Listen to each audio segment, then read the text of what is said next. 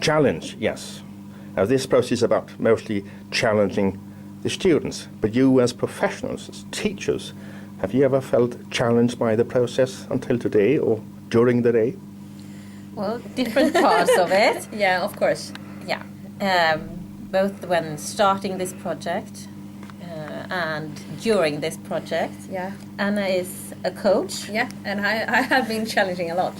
And I've been challenging Carolina and ask why very, very many times. Yeah, she's been to my classes looking at my teaching and asking a lot of difficult questions about what I do and why I'm doing it because of this development project. So how do you feel about being visited by a colleague in class while you are teaching? Well, that part's no different because we have a lot of teachers coming in and out of the classroom, but this time she's looking at me, evaluating what I'm doing, writing down what I'm doing, and that's kind of a different experience than what you're used to, and afterwards asking me a lot of different difficult questions. Does that have any positive learning effect on your work? Yes, it's made me rethink a lot of things of what I'm doing, and because of it I am changing a lot of what I'm doing and how I'm doing it. So you believe that the children, the students, are profiting too, that it does have some effect on the learning of the students that you are changing? Yes, I do. And for me it's really challenging to not at all come with any quick solutions, but just to listen and ask, because when I look at the planning and the lessons you have, I think it's really good, and come up with the good questions is not easy all the time, and just to ask the questions is a challenge for me, and to see how you work is really good for me, because you do so much good, so I can just steal it and do it with my kids. So that's challenging too, to make me reevaluate how I work. Can you give people one or two examples from the classrooms of what is actually happening, good stories? Stories from the classroom? Yeah, where you see the effect on students' learning and the effect on your own learning. The students' learning, I often ask them, are you sure? And for the first times I did it, they said, no, because you're asking, I'm not sure anymore. And now they know that I always ask, are you sure? Because I want them to be sure about their answer, whether it's right or wrong, it doesn't really matter. I want them to be sure. I want them to believe in themselves. And now they are sure a lot more, and I see a lot more hands in the air. A lot more of the children dare to answer the questions and raise their hand and be a part of the class. Now this is a huge project. Yeah. All the schools in Mönsterås. Yeah. Hundreds of teachers, great organization, extremely well organized by the organizers in the commune. Now, do you feel part of this? Yes.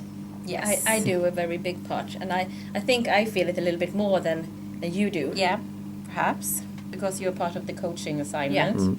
But you can feel the changes in the school and the discussions taking place between the teachers as the project moves along. And you can feel everyone getting involved, rethinking what they're doing, evaluating what they're doing, as long as we keep this process going. Yeah, and every week, besides the coaching, we have these meetings. We meet and we discuss area in the book or at the school has decided what we are going to work with, and we discuss with each other, how can we do this? How can we work with challenge? How can we work with feedback? How can we work with dialogue? And that's a really good thing to have these discussions, and we go out and try and then come back, this didn't work and that didn't work. Why didn't it? How can we move forward? How can we and it worked really well. And moving forward, is this something that will continue after we challenging learning withdraw from the process? Are you then going to continue? Well, I am.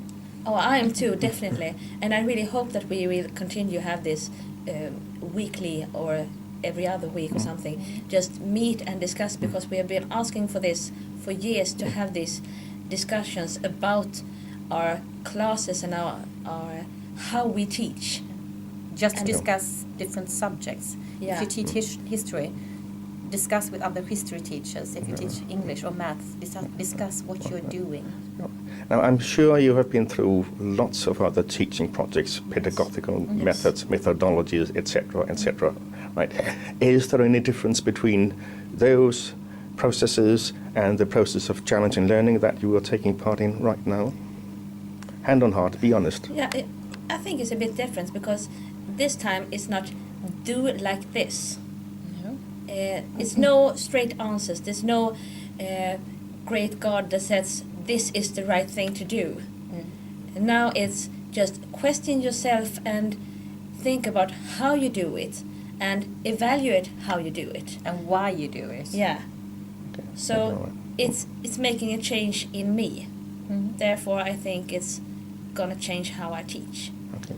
Finally, have you got any last comments, messages to people watching this?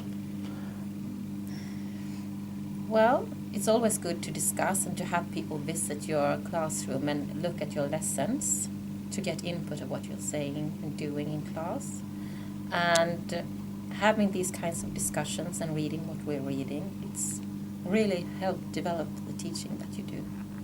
Yeah, and that's really good. And don't be, if someone says we're going to do this challenge learning project, say yes, because I think if you're open to it, it can really help you develop, and it can help me develop in my way. So you are actually seeing to the best of the children, the students here in Mönsterås. Yeah. It will have an effect, a lasting effect on the young people you're dealing with. Well, we hope so. Oh, I certainly hope so. Yeah. So, And I can see progress. you can Yeah. see, and we hope that it continues, Yeah. that the work we're doing now continues on. Good luck and thank you very much. Thank you. Back to your workshops. Thank you. Yeah.